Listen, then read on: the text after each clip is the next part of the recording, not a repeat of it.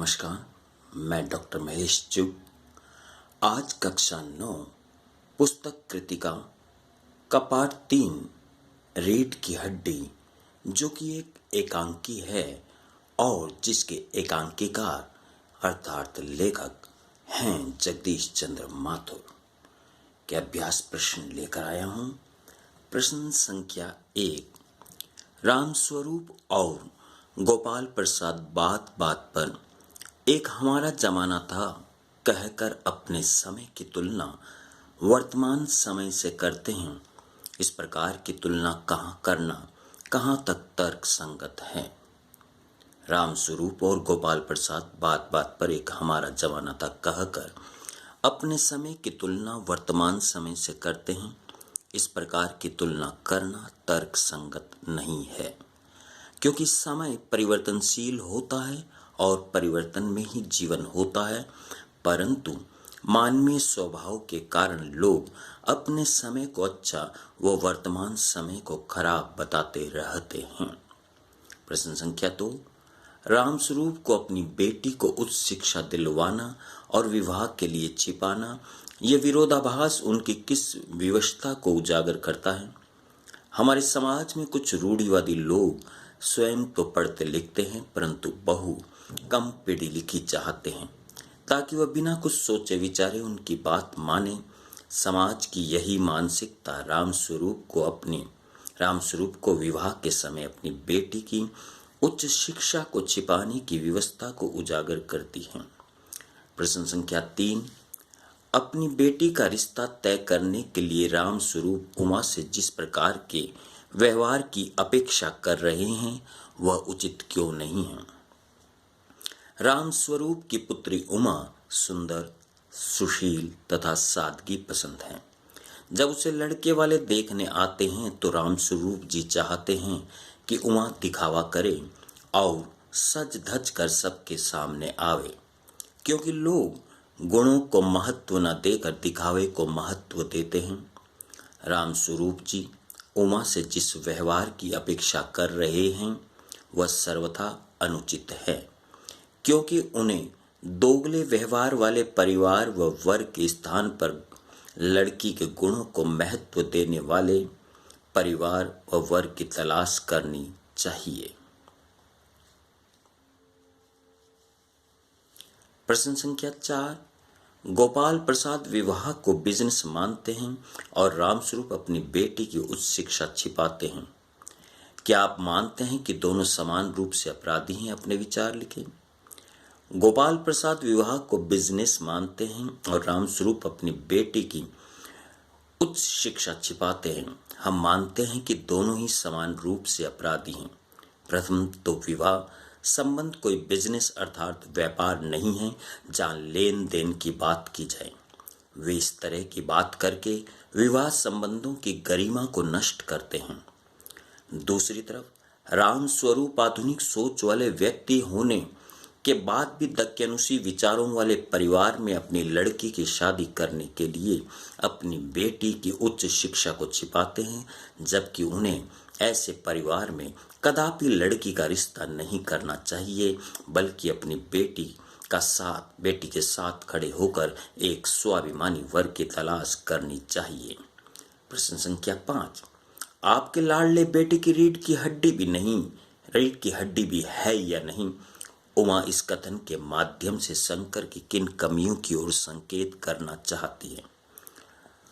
उपर्युक्त कथन के माध्यम से उमा शंकर की निम्नलिखित कमियों की ओर संकेत करती है।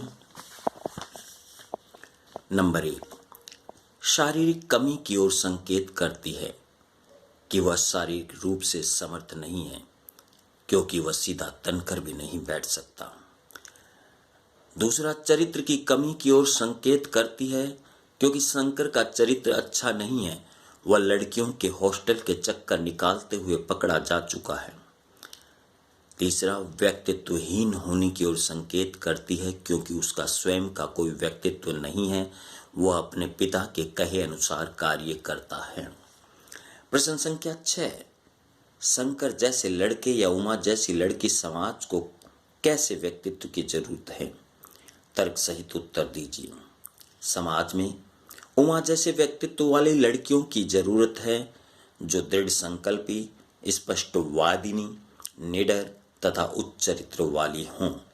ऐसी लड़कियां ही समाज में दोहरी मानसिकता वाले लोगों को सबक सिखा सकती है, दहेज जैसी कुरीतियों से लड़ सकती है तथा समाज और देश की प्रगति में योगदान दे सकती है।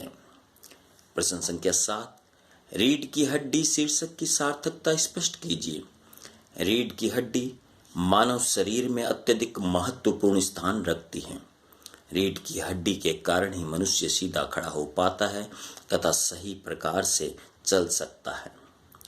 प्रस्तुत एकांकी का शीर्षक रीढ़ की हड्डी प्रतीकात्मक है, जिसका अर्थ है स्वयं का व्यक्तित्व। एकांकी के मुख्य पात्र उमा स्वयं का व्यक्तित्व रखती है, जबकि दूसरे प्रमुख पात्र शंकर का अपना स्वयं का कोई व्यक्तित्व नहीं। अतः हम कह सकते हैं कि एकांकी का शीर्षक रीढ़ की हड्डी बिल्कुल उपयुक्त और सार्थक है। प्रश्न संख्या 8, कथा वस्तु के आधार पर आप किसे एकांकी का प्रमुख पात्र मानते हैं और क्यों? कथा वस्तु के आधार पर हम एकांकी का प्रमुख पात्र उमा को मानते हैं, क्योंकि उसका चरित्र नारी समाज को एक नई सोच और नई दिशा प्रदान करता है। साथ ही वह शिक्षित, निडर, स्वाभिमानी, अनाचार विरोधी और प्रगतिशील विचारों की है। प्रश्न संख्या 9, एकांकी के आधार पर रामस्वरूप और गोपाल प्रसाद की चारित्रिक विशेषताएं बताइए।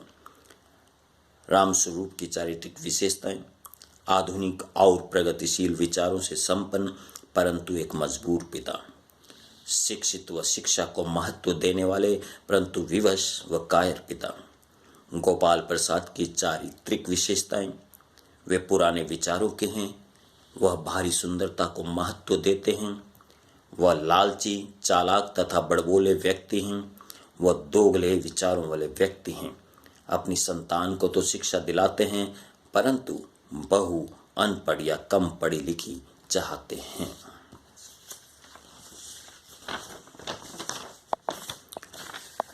प्रश्न संख्या 10, इस एकांकी का क्या उद्देश्य है, लिखिए।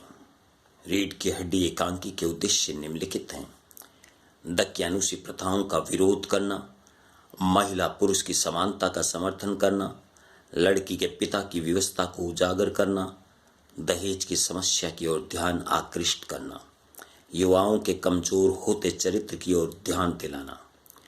प्रश्न संख्या 11, समाज में महिलाओं को उचित गरिमा दिलाने हेतु आप कौन कौन से प्रयास कर सकते हैं?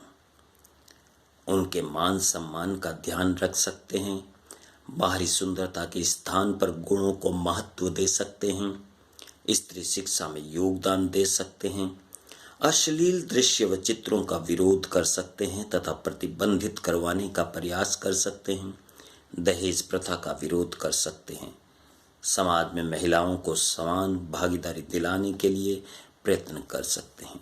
धन्यवाद। आज इतना ही, फिर मिलेंगे।